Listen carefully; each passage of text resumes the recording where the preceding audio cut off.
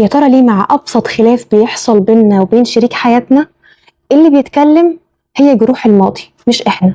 عمرك سألت نفسك مع كل مشكلة بتحصل في حياتك إيه فن تصعيد الأمور دي؟ ليه الرياكشن بتاعك بيبقى أكبر كتير من الموقف أصلا؟ لما اختلفتي مع جوزك سألتي نفسك سؤال يا ترى أنا ليه بكبر الموضوع كده؟ أو سألتي نفسك سؤال تاني هل الموضوع يستاهل الضجة الجامدة اللي أنا عاملاها دي؟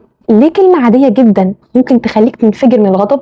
لما بنختلف مع شريك حياتنا احنا بنختلفش معاهم بشخصهم، احنا بنتخانق مع جروح قديمة لسه جوانا مش قادرين نتخلص منها. كتير مننا بيدخل الحياة الزوجية على أمل إنها تكون مستشفى للتعافي وهو شايل تجارب وأوجاع الماضي.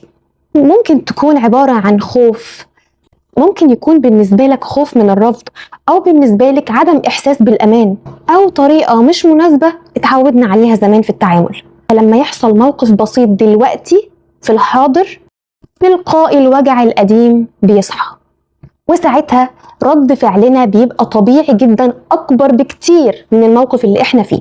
عشان كده المشكلة مش في اللي حصل النهاردة، المشكلة في حاجة قديمة لسه ما اتعالجتش.